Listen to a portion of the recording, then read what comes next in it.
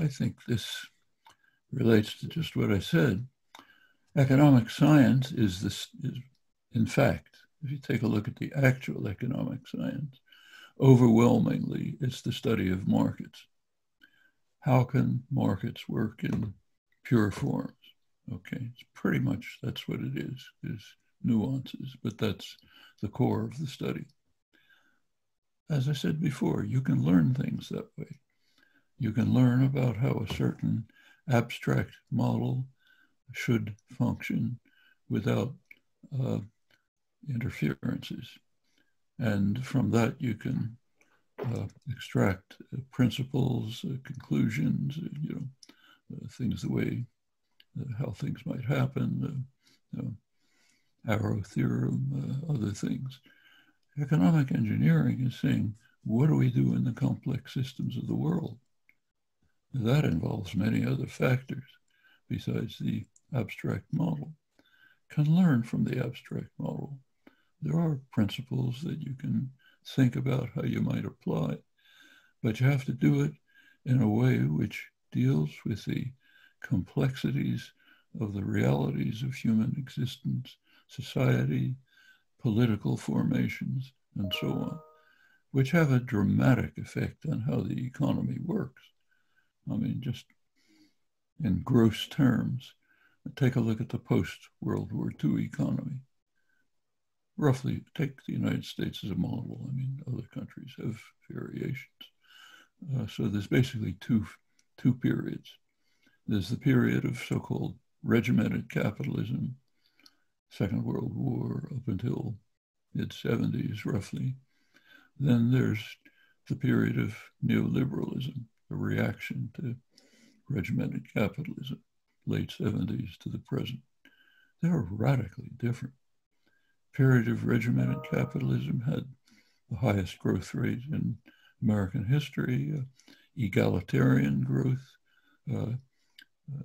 lower quintile actually did a little better than the upper quintile. Banks were banks, not financial institutions. A bank was a place where you put your money. If you had something extra, they lent it to a guy who wanted to buy a car and so on. No financial crises. Banks tightly controlled. No tax havens. No shell companies. All illegal.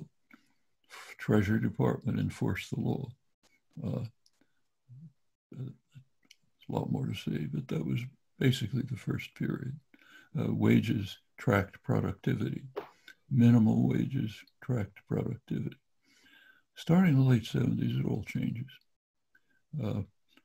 The relation between wages and productivity is dissolved. Productivity increases, not as fast as before. The growth increases, not as fast as before. Wages flatten. Minimum wage flattens. Means it actually reduces. You consider inflation.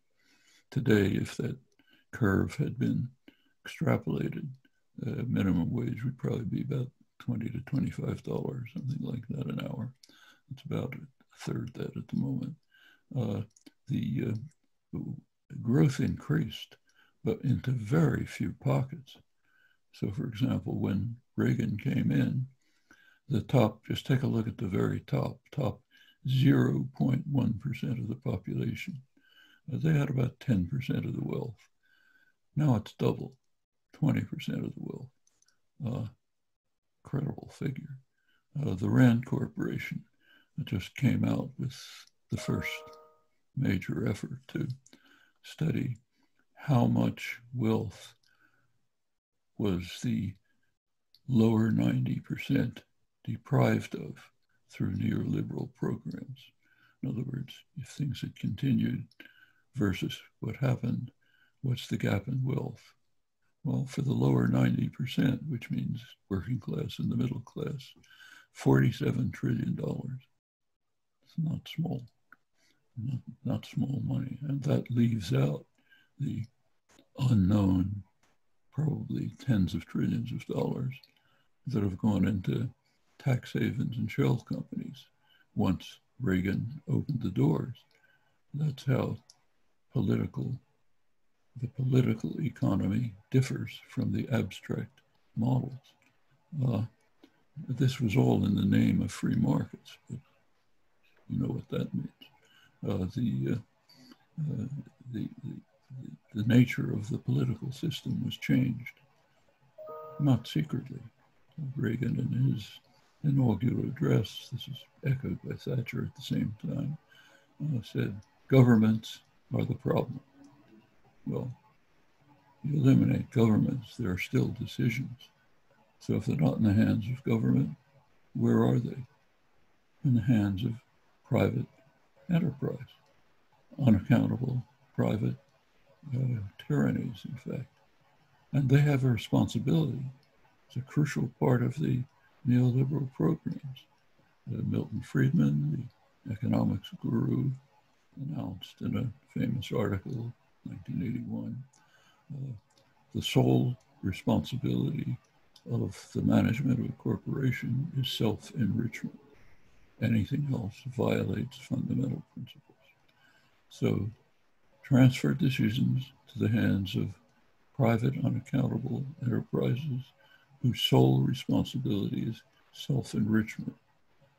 It doesn't take a genius to figure out what's going to happen. 40 years later, we see the results. I could go into the details. The one result is, of course,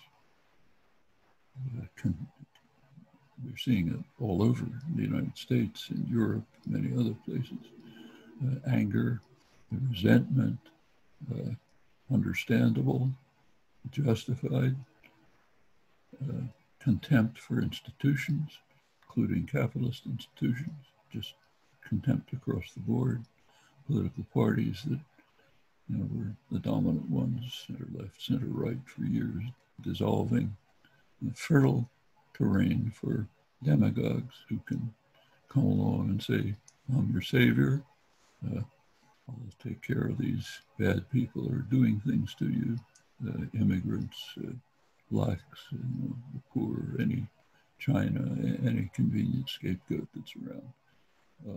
For Trump, the World Health Organization, you name it. Meanwhile, I'll stab you in the back with my actual legislative programs. We're seeing that happen everywhere. It's very dangerous. Well, these are part of economic engineering. It's what happens when you try to engineer an economy, not taking into account the complex framework in which your changes in, say, corporate law are affecting things. Corporate law, of course, is in the hands of government.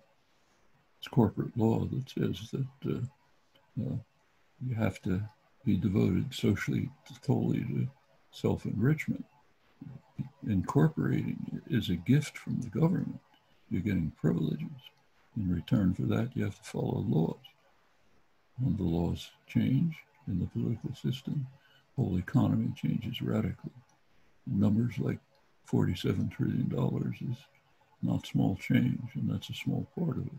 You also had the vast growth of financial institutions, by now dominant in the economy. There's an interesting comment on the economics profession here. After the 2008-2009 crisis, there was a very interesting article by Robert Solow, one of the leading, very fine economists, Nobel laureate, in the Journal of the American Academy of Arts and Sciences. He looked at he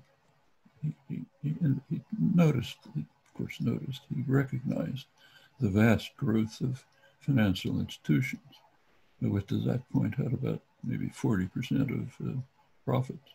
And he said, there's a strange thing. We economists have never studied this.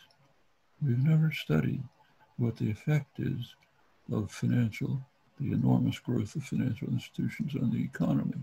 A few scattered studies, but basically not a topic. It's not a topic in the study of market models. And he said, that's strange. They had just crashed the economy again. So it's strange that we haven't done this. And he said, suppose we begin to study it. What are we likely to find? Well, he was speculating, but he said we're likely to find that their net effect on the economy has probably been negative. Actually, when we look more closely, I think we find plenty of evidence for that. But that's part of the, what I call lack of humility and narrowing of concerns from the considerations that economic engineering must take into account and can use the results of economic science, cannot be governed by them. They leave out much too much. And with appropriate humility, this could be understood. No physicist will tell you that you ought to build a bridge just by looking at the laws of motion. There's too much else involved.